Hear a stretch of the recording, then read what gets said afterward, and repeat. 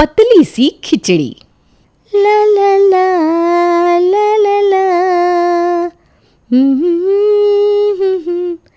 हाथ पे पर्स लिए गुनगुनाती हुई प्रिया अपने घर लौटती है और पैर पर पैर चढ़ाकर हाथ में रिमोट लिए टीवी देखना शुरू करती है। सुबह उठो, ब्रश करो, कॉलेज जाओ। ओ माय गॉड, कितना हेक्टिक शेड्यूल रहता है मेरा। लगता है एक टीवी कमरे में लगवाना ही होगा या हॉल में एक एसी। इतनी मेहनत के बाद जब शरीर को आराम ही ना मिले तो क्या फ़ायदा इतनी मेहनत का। सुबह से रसोई में काम कर रही पुष्पा हॉल में आती है, जहां वो देखती है कि उसकी बेटी प्रिया पहले ही कॉलेज से आकर टीवी के मज़े ले रही है। रिमोट दे मुझे, मेरे सीरियल का टाइम हो गया है। इंसानियत नाम की कोई चीज़ होती है कि नहीं मम्मी? सुबह 10 बजे की निकली हुई हूँ मैं, और सुबह 10 बजे निकलने के लिए मैडम उठी है ठीक 10 बजे, और अभी बज रहे हैं 12। कॉलेज आपका ओवर होता है 3 बजे, तो इतनी जल्दी वापस कैसे आ गई देवी? क्या पुष्पा जी, आप अपनी बेटी से कैसा सवाल पूछ रही है? आपको तो शुक्रगुजार होना चाहिए कि ये कॉलेज में पहुंची तो 9वीं में 4 बार फेल, 12वीं में 2 बार फेल, अब रिटायरमेंट तक कॉलेज में पढ़ाई करने दीजिए मेरी बेटी को, है कि नहीं बेटा? सुबह से उठकर एक पैर पर इस घर के सारे काम करती हूँ मैं, ये नहीं कि मम्मी की मदद करा दे। पता नहीं अपने ससुराल जाकर क्या करेगी ये, रसोई में आग लगाएगी आग। शायद आप भूल गई हैं मम्मी, पंडित जी ने क्या कहा था, मैं अगर मिट्टी को भी छू लूँ तो वो सोना बन जाता है। वैसे ये बात तो सच थी। प्रिया आलसी और कामचोर ज़रूर थी, पर दिमाग की शातिर थी।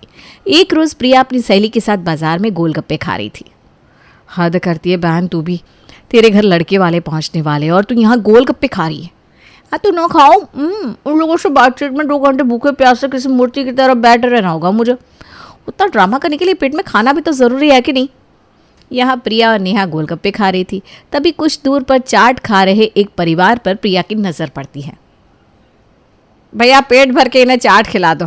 ये गलत कर रही हैं मनोरमा जी आप। और नहीं तो क्या मम्मी जी, मेरे प्यारे पापा जी का पेट यहीं भर जाएगा तो लड़की वालों के यहाँ क्या खाएंगे वो। और अगर हम लड़की के हाथ का खाना टेस्टी नहीं करेंगे तो रिश्ता क्यों ही करेंगे, है कि नहीं प्यारे पापा जी? इस नास बेटी की काली जबान, इसीलिए तो प्रेम का रिश्ता नहीं हो रहा। जहाँ जाते हैं दोनों ससुर बहू खाने पर टूट पड़ते हैं, जैसा ससुर वैसी बहू। और तो क्या खराबी है मेरी ज्योति में? मेरे गांव की लड़की है। हमारे गांव के लोग किसी के घर के खाने को चख कर ही उस घर के इंसान को परखते हैं। इसीलिए आपने ज्योति के घर का खाना पसंद किया और पापा जी ने हमारे। पर सिर्फ खाना ही नहीं, लड़की भी देखनी होती है पापा। पर आपको कौन समझाए? अपनी पसंद की लड़की मेरे लिए ले आए पापा आप, जैसे या तो खाना खाने से मतलब है या खाना बनाने से। पति कैसा है इससे इसे कोई मतलब नहीं है।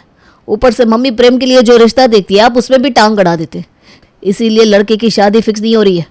जो लड़की हो जैसी हो बस हाँ कह दीजिएगा इस बार। वहां पानी तक नहीं मांगेगा कोई, कह देती हूँ। इस परिवार की बातें सुनकर प्रिया नेहा से कहती है, शादी करो तो ऐसे घर में जहाँ सभी बहू को लाने के लिए इतने उतावले हो कि कैसी भी बहू हो उसे एक्सेप्ट कर ले। पानी पूरी खाकर प्रिया अपने घर पहुंचती है, जहां उसके पहुंचने के 2 मिनट बाद ही लड़के वाले भी पहुंच जाते हैं। और इत्तेफाकन ये परिवार किसी और का नहीं, प्रेम का ही होता है।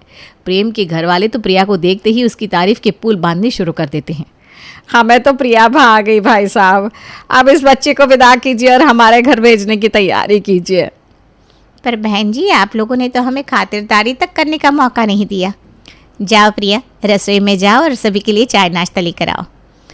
चाय नाश्ता करने थोड़ी ना आया हम यहाँ आंटी जी, मैं अपने लिए जीवन साथी ढूंढ रहा हूँ, कोई काम वाली नहीं। एक ही दिल को कितनी बार जीतो कि पगले। प्रेम जी ठीक तो कह रहे हैं मम्मी, ये आओ भगत, ये खाना ये मेरी बेटी ने बनाया, मेरी बेटी सिलाई कढ़ाई जानती है, ये सब ना बहाने होते हैं सिर्फ और सिर्फ किसी संबंध को जोड़ने के लिए। बाद में सच्चाई क्या है वो तो ससुराल वालों के सामने आ ही जाती है, तो ऐसा ड्रामा करना ही क्यों। मुझे ये बात आप लोगों की बड़ी अच्छी लगी आंटी जी कि आप लोगों को किसी और चीज़ में दिलचस्पी ना होकर मुझ में इंटरेस्ट है, तो मेरी तरफ से भी हाँ ही है। ऐसे कैसे प्यारे पापा जी, आप देख रहे हैं ना क्या हो रहा है यहाँ पर। अरे पर मैं क्या कहूँ बहू, मेरा पेट तो पहले ही भरा हुआ है। अगर ये लोग नाश्ता लाए भी तो मैं चख नहीं पाऊँगा। प्रिया के भाग्य में जो लिखा था वो हो ही जाता है और प्रेम के घर की बहू बनकर प्रिया प्रेम के घर आ जाती है। अपने कमरे में आराम से सज धज कर प्रिया फ़ोन पर बातें करने लगती है। अरे क्या बताऊं बहन, इस घर में किसी को फालतू की पंचायत ही नहीं है। मैं सोऊं, उठूं, नाचूं, गाऊं, कुछ भी करूं। सुबह के ना 10 बजे उठी हूँ मैं, और अभी तक कमरे के बाहर कदम नहीं रखा मैंने। यहाँ तक कि कमरे में ही कॉफ़ी पहुँच गई है। मुझे नहीं लगता यहाँ मुझसे कोई काम करवाएगा। आराम से रहूँगी मैं तो। ला ला ला ला ला ला। किस्मत हो तो तेरे जैसी बहन, पर हो सकता है ये सब तेरे ससुराल वालों का ड्रामा हो, क्योंकि तू नई नहीं है ना। जैसी पुरानी होगी तेरे साथ भी वही होगा जो सभी बहुओं के साथ होता है। बहू ये बना दो, बहू वो बना दो। मेरी इतनी पुरानी सहेली होकर भी तुझे डाउट है कि मैं काम करूँगी? कभी भी नहीं बहना। प्रिया नेहा से बात कर रही थी, तभी हॉल से उसे सुरेश आवाज़ देकर बुलाता है। अरे नहीं बहू, ज़रा कमरे के बाहर तो अपने चरण कमल रखिए। आज अपना चेहरा दिखाओगी कि नहीं बेटा? मेरी पसंद को ख़राब कहते हैं आप सब, पर शादी के अगले दिन ही सुबह 6 बजे उठकर मेरी ज्योति ने अपनी पहली रसोई की तैयारी कर ली थी, और यहाँ आपकी और आपके सुपुत्रों की पसंद की लड़की अभी तक कमरे के बाहर नहीं निकली। अभी वक्त हो रहा है 1:15। आज सुबह 4 बजे से ही राहु काल चल रहा है पापा जी, जो अभी तुरंत खत्म हुआ। और राहु काल में मैं अपने ससुराल का कोई भी काम शुरू करके कोई अमंगल नहीं करना चाहती थी। देख लिया पापा आपने हमारी प्रिया को, ये है हमारी पसंद। तो ठीक है बहू, अब तो राहु काल खत्म हो गया, जाकर बना दे अपनी पहली रसोई, हम भी ज़रा मुंह मीठा करें। अपने ससुर जी की बातें सुनकर प्रिया रसोई में जाती है। खाना तो मैं बनाने से रही भाई, हाँ मुंह मीठा ज़रूर करवा देती हूँ पापा जी का। प्रिया फ्रिज से दही निकाल कर उसमें चीनी मिलाती है और सभी के लिए एक एक कटोरी दही हॉल में लेकर आती है। आप सभी का मुंह मीठा करने के लिए ये मेरी पहली रसोई थी पापा जी। और हाँ पापा जी, आप इस खाने में कोई बुराई मत निकालिएगा, क्योंकि मैंने इस दही को पहले ही भगवान के सामने रख दिया है, तो अब तो ये प्रसाद भी है। बड़ी चालाक लोमड़ी लेकर आई है मम्मी जी, पूरा घर इसके सपोर्ट में खड़ा हो गया है। मैं और मेरे प्यारे पापा जी अब अकेले करेंगे क्या? पहली रसोई के बाद रोज़ की तरह ज्योति ही रसोई में जाती है और सभी के लिए खाना बनाती है। जिस बहू की तारीफों के पुल बांधती है ना मम्मी जी, उससे ये नहीं हो रहा कि खाना बनाने में हाथ बटा दे। अरे काहे की देवरानी भाई, जब उसके लिए भी मुझे ही खाना बनाना पड़ रहा है। ज्योति सभी को खाना परोसती है। खाना कैसा बना है मम्मी जी? कैसा बना है खाना ये आप क्यों पूछ रही हैं देवरानी जी, क्योंकि खाना तो मैंने बनाया है। इसीलिए तो वो पूछ रही है। देख रहे हैं ना प्यारे पापा जी, इस घर में मेरा बना सब खाते हैं पर मेरी तारीफ कोई नहीं करना चाहता।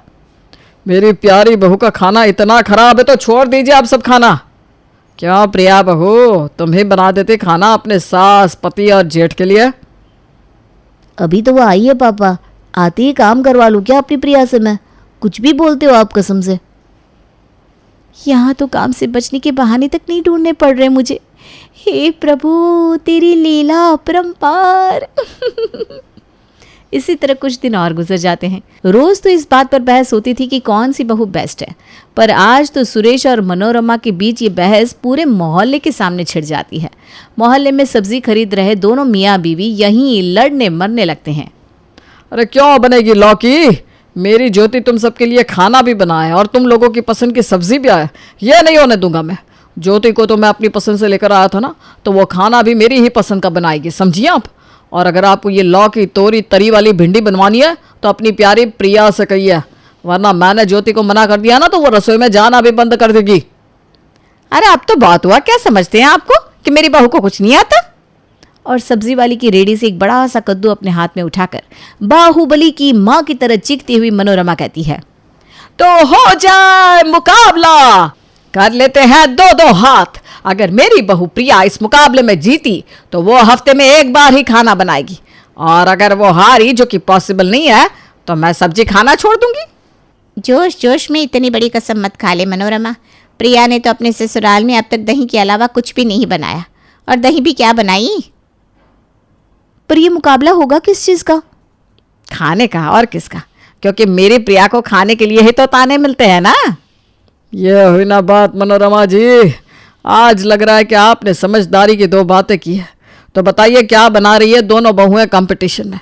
ज़रूर आपकी ही पसंद की कोई सब्जी होगी, पर कोई बात नहीं, मुझे मंजूर है, क्योंकि ये सब्जी अगर आपकी प्यारी प्रिया खराब बनाएगी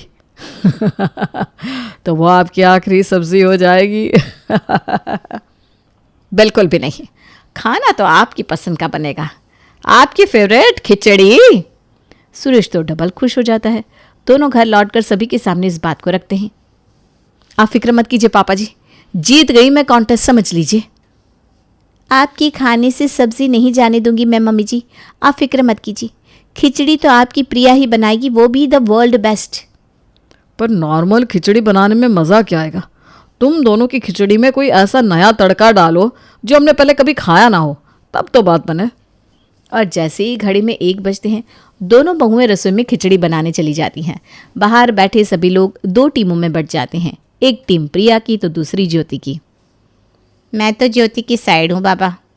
मोहल्ले की औरतों के साथ घर वाले सभी हॉल में बैठे प्रिया और ज्योति की खिचड़ी पर नजर गड़ाए बैठे थे कि किसकी बनेगी खिचड़ी और किसका भाजी पाला। जैसा प्रिया के साथ मेरा एक्सपीरियंस रहा है, मुझे तो लगता है कि 1 घंटे के अंदर उसकी खिचड़ी बन ही नहीं पाएगी और वो डिस्क्वालीफाई हो जाएगी। पर समय से पहले ही प्रिया अपनी खिचड़ी लेकर बाहर आ जाती है। क्या हुआ ज्योति बहू, नहीं पकी क्या खिचड़ी? तभी ज्योति भी अपनी खिचड़ी लेकर बाहर आती है और दोनों की खिचड़ी सभी को परोसी जाती है। ये कैसी पतली सी खिचड़ी बनाई है प्रिया तुमने, हार गई तुम तो। आप एक बार चख कर तो देखिए आंटी जी। प्रिया की खिचड़ी की कोई और क्या ही तारीफ करता, यहाँ तो सुरेश ही खिचड़ी पर फिदा हो जाता है। अमृत है अमृत, ये इतनी पतली खिचड़ी और वाह वाह वाह क्या स्वाद है। तू तो नंबर 1 है ज्योति, और दूसरी वाली खिचड़ी तो बिल्कुल बेकार है। जिस खिचड़ी को आप बेकार कह रहे हैं ना, वो ज्योति भाभी की है, और ये पतली खिचड़ी वो मेरी है पापा जी। पर ये खिचड़ी तुमने पतली की कैसे, और इतनी पतली होने के बाद भी इतनी स्वादिष्ट? खिचड़ी के है 4 यार, दही पापड़ और अचार। मैंने खिचड़ी में दही का तड़का लगाया है भैया, उसी से ये पतली हुई। याद है मैंने कैसे अपनी पहली रसोई में शुभारंभ दही से किया था। दही चीनी से ज़्यादा शुभ हो ही क्या सकता है। जो दही का तड़का लगाना तो ज़रूरी था ना पापा जी। और वैसे भी जेठ जी ने कहा था खिचड़ी बनाना, पर नया तड़का लगाकर। भाभी ने तो बिल्कुल प्लेन सी खिचड़ी बना दी जैसे कि सब बनाते हैं। अरे मसाला खिचड़ी बनाई है मैंने, और इसमें इतना मसाला डाला है कि इंसान का पेट ही खराब हो जाए। चलिए वोटिंग शुरू करते हैं। और ये तो लाजमी था कि वोटिंग में जीतती तो प्रिया ही। पूरे घर में प्रिया की वाह वाही हो जाती है। प्रिया तो बड़ी खुश थी क्योंकि उसका लक उसे इतना फेवर कर रहा था। रात के खाने के वक्त जैसे ही घर की बड़ी बहू ज्योति किचन में जाती है, मनोरमा उसे टोकते हुए कहती है, अरे तू रहने दे ज्योति, तेरे हाथ का खाना खा खा कर पक गए सारे। आज रात तो सभी को प्रिया के हाथ की खिचड़ी खाने का मन है। पर आपने बोला था कि मैं कंपटीशन जीत गई तो हफ्ते में 1 ही बार खाना बनाऊंगी मम्मी जी। अरे ये तो बोलने की बात है बेटा, बिन हड्डे की जुबान है, चला दी। अब कौन सा तू हार जाती तो मैं सब्जियाँ छोड़ देती है। जा अपनी स्पेशल पतली खिचड़ी बना ले। प्रिया का तो सर चकरा जाता है। जैसे तैसे वो खिचड़ी बनाकर सभी को खिलाती है, जो सभी उंगलियां चाट चाट कर खाते हैं। सभी के खाना खाने के बाद जैसे ही प्रिया अपने कमरे में सोने जाती है, ज्योति उससे कहती है, देवरानी जी बर्तन वगैरह धोने भी आपको ही होंगे, क्योंकि इस घर में नियम है जो खाना बनाएगा बर्तन भी वही साफ करेगा। जिस लड़की ने आज तक कोई काम नहीं किया था, वो रात के 11 बजे बर्तन घिस रही थी। लोगों की तारीफ तो लूटनी थी भगवान, पर इतनी भी नहीं। कितना काम करना पड़ रहा है मुझे। बर्तन घिस घिस कर 1 बजे प्रिया सोने जाती है कि सुबह 7 बजे उसके दरवाजे को खटखटाकर उसकी सास उसे उठा देती है। माफ़ करना बहू, मुझे तुझे उठाना पड़ रहा है, पर वो क्या है ना, बाहर सुषमा आई हुई है। उसकी हालत देख तो ज़रा, मुंह से पानी टपक रहा है उसके। कह रही है नाश्ता करेगी तो तेरी पतली सी खिचड़ी का ही। अब 45 मिनट में तू खिचड़ी तैयार कर देती है ना, जा बना दे बेटा। मैं फिर से नहीं। सुबह के 7 बजे प्रिया को रसोई में जाना पड़ता है। 7 बजे सूरज निकल भी आता है। आज पहली बार पता चल रहा है। इस खिचड़ी ने तो मुझे फंसा दिया। कल से 3 बार खाना बना चुकी हूँ मैं। इतना काम तो अपने 27 साल के जीवन में नहीं किया मैंने। रोती बिलकती प्रिया करती भी क्या, खिचड़ी बनाकर पैक करके सुषमा को देती है। वाह वाह बहू, तूने तो मेरा दिन बना दिया बेटा। यहाँ सुषमा दरवाजे से निकल रही थी कि वहाँ मोहल्ले की बाकी औरतें अपने बच्चों के साथ पहुँच जाती है प्रिया के हाथ की पतली पतली खिचड़ी खाने। अरे आप सब एक साथ यहाँ कैसे? अब क्या बताओ जीजा जी, प्रिया के हाथ की खिचड़ी खाने के बाद तो रात को अपने घर का खाना स्वाद ही नहीं लग रहा था। अब किसी के घर मुंह उठाकर ऐसे तो आ नहीं सकती थी, तो मैंने मोहल्ले की बाकी औरतों को फ़ोन किया तो पता चला सभी का यही हाल है, तो हम सारे के सारे एक साथ यहाँ आ गए। पर मानना पड़ेगा सुषमा, बाजी मारने में तो अव्वल है।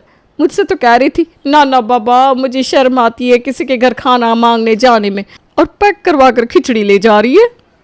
एक साथ 15-20 औरतों को देखकर प्रिया को तो चक्कर आने लगते हैं। प्रिया सभी को खिचड़ी खिलाती है और खिचड़ी खाने के बाद मोहल्ले की औरतें अपने अपने पतियों को भी खिचड़ी खाने प्रिया के पास भेज देती हैं, मानो कि प्रिया के ससुराल में कोई भंडारा चल रहा हो। कभी कोई तो कभी कोई, यहाँ तक कि अब तो दूर दूर से रिश्तेदारों की भी फरमाइशें आने लगी थी कि उन्हें भी प्रिया की पतली सी खिचड़ी खानी है। हाँ, और अब प्रिया हार जाती है। अरे प्रिया बेटा, वो तेरी मामी सास नहीं है क्या? अरे जो तेरी शादी में आई थी, वो तेरी खिचड़ी की तारीफ सुनकर उसे खाने आने वाली है। हाथ जोड़ती हूँ मैं मम्मी जी, मैं ज्योति भाभी नहीं हूँ, प्रिया हूँ। अपनी ज़िंदगी में मैंने कभी काम नहीं किया था। जिस दिन आप लोग मेरे लिए रिश्ता लेकर आ रहे थे, याद है? आप लोग वो चटोरे चाट वाले के पास चाट खाने रुके थे। वहाँ मैंने आप लोगों की बात सुन ली थी कि आप लोग बहू लाने को कितने उतावले हैं। बस इसलिए मैंने शादी को हाँ किया था, क्योंकि मुझे तो काम चोरी करनी थी। मुझसे इतना काम नहीं होगा मम्मी जी। ज्योति भाभी दुनिया की बेस्ट बहू है, मैं मानती हूँ। भगवान जाने वो पिछले इतने सालों से कैसे सभी का खाना नाश्ता सब कुछ बना रही हैं। ये रसोई आपकी है भाभी, पर हाँ, मैं अब ना आपकी पूरी मदद करूँगी। हर रात एक टाइम खाना मैं बनाऊंगी और झूठे बर्तन भी साफ कर दूंगी, पर मुझसे 3 टाइम और इतने सारे लोगों का खाना मत बनवाइए। प्रिया का भोलापन और परेशानी देखकर सभी जोर जोर से हंसने लगते हैं। ज्योति कंपटीशन हार कर भी जीत जाती है और ससुराल में अब दोनों बहुओं की बराबर कदर होनी शुरू हो जाती है।